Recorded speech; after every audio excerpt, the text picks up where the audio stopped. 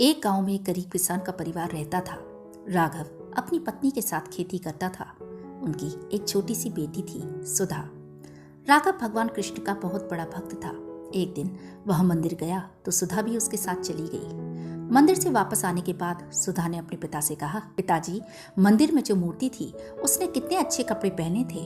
हम तो हमेशा फटे पुराने कपड़े पहनते हैं। बेटा, वे तो भगवान कृष्ण और राधा रानी की मूर्ति है। वहां मंदिर में तो बड़े बड़े सेठ बहुत सा पैसा दान में देते हैं, जिससे भगवान की पोशाक बनाई जाती है। लेकिन पिताजी, भगवान के पास किस चीज की कमी है? अगली बार मैं दोबारा आपके साथ मंदिर चलूंगी और भगवान से हम सबके लिए अच्छे अच्छे कपड़े मांगूंगी। अच्छा, ठीक है, मांग लेना। अब बहुत देर हो गई है, सो जा, सुधा की माँ ने कहा। अगले दिन सुधा अपनी माँ के साथ राधा कृष्ण के मंदिर पहुंच गई और बोली, भगवान जी, हमें भी अच्छे अच्छे सुंदर कपड़े दो, गहने दो, खाने के लिए मिठाई और पकवान दो।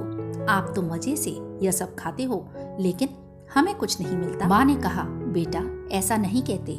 जो मिल रहा है उसमें खुश रहना चाहिए। कुछ देर भगवान के सामने बैठकर दोनों माँ बेटी घर वापस आ जाती हैं। इसी तरह कुछ दिन और बीत जाते हैं। इसी बीच एक सेठ जी मंदिर में आकर कहते हैं, पंडित जी, मैं भगवान कृष्ण के श्रृंगार के लिए यह रेशमी पटका और राधा जी के लिए यह रेशमी चुनरी लाया हूँ। साथ में सोने के गहने भी हैं। आप प्रभु का श्रृंगार कर दीजिए, लेकिन ध्यान रहे, इसकी रखवाली करना आपकी जिम्मेदारी है।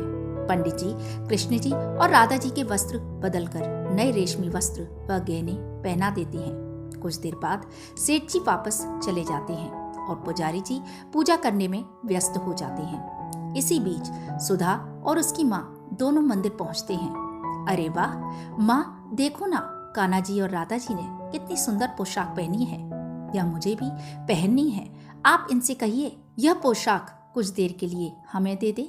बेटा, ऐसा नहीं बोलते, भगवान नाराज हो जाएंगे। माँ, मुझे तो यही पोशाक चाहिए।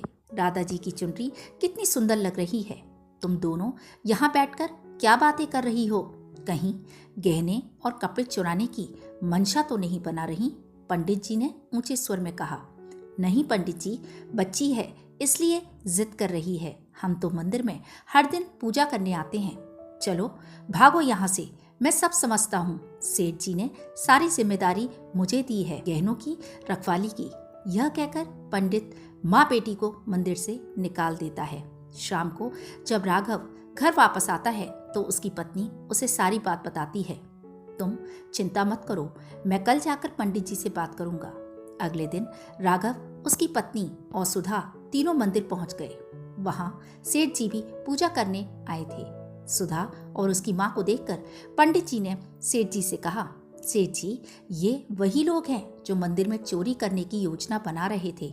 सुन रे राघव, आज के बाद तू या तेरा परिवार इस मंदिर के आसपास भी दिखाई दिया तो तुझे गांव से बाहर निकलवा दूंगा। राघव अपने परिवार के साथ घर वापस आ जाता है। सुधा और उसकी माँ रोने लगती हैं। भगवान, क्या सिर्फ अमीरों के हैं? हम गरीबों के लिए तो मंदिर भी बंद हो गए। तुम चिंता मत करो माँ, मैं अब कभी नए कपड़े नहीं मांगूंगी।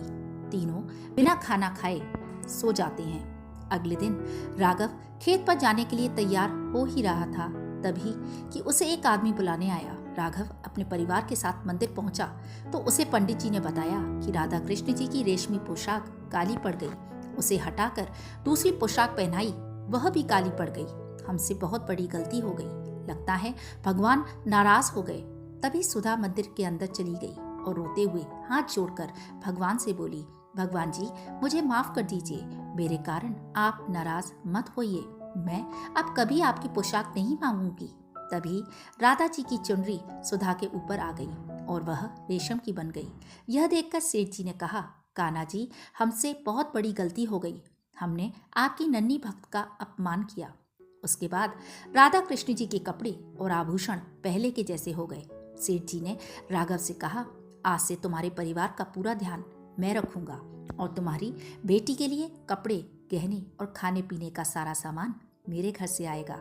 यह सुनकर राघव और उसकी पत्नी बहुत खुश हुए। सुधा की माँ ने कहा, कान्हा जी ने स्वयं अपने वस्त्र हमें देकर हमारा जीवन धन्य कर दिया। उस दिन से सुधा और उसके परिवार को पूरे गांव में मान सम्मान मिलने लगा और वे सभी राधा रानी की कृपा से खुश रहने लगे। बोलो राधे राधे।